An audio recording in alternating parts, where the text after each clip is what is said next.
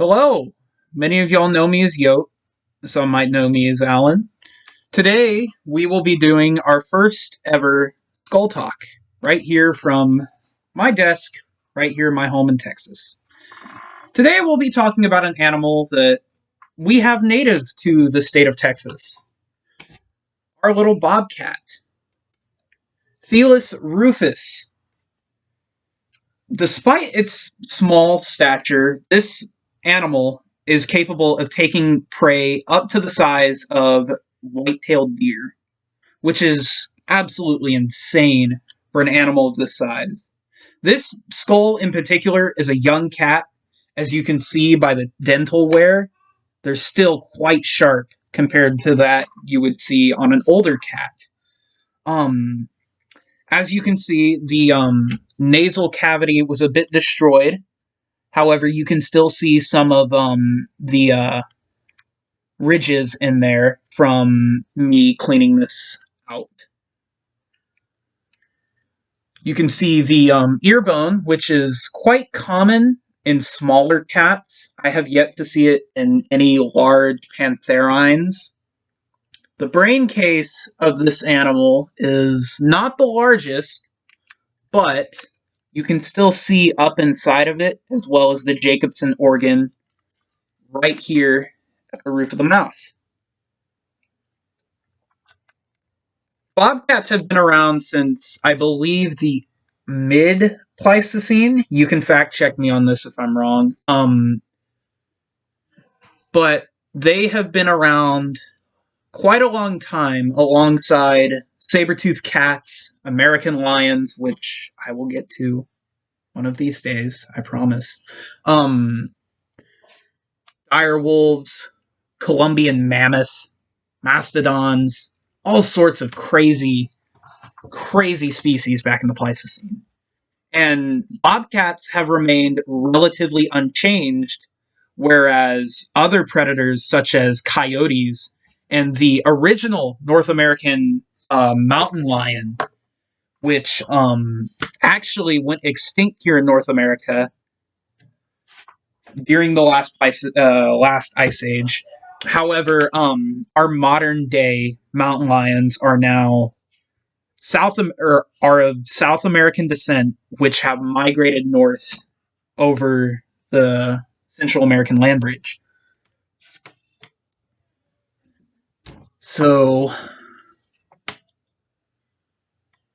as you can see, this is I'm trying to keep this well. This is the first skull that I ever proper cleaned, as I shot this because it was in my neighbor's chicken coop, and I had to glue this together. Sorry if it's a shitty job.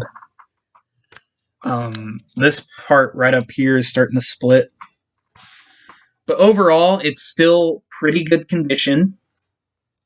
Teeth there's a little more to be desired. Some of them are loose. I've been super gluing those in as they fall out.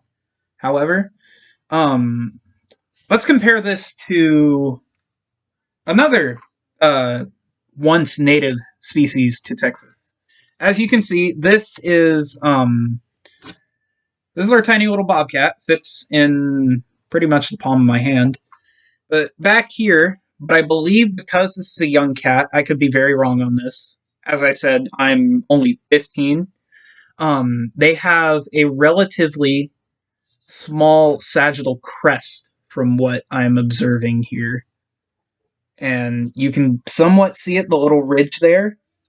And we compare it to something like my jaguar here. This is a cast, not a real skull. You can see that this branches up a lot more, allowing for that massive bite power that this cat is well known for.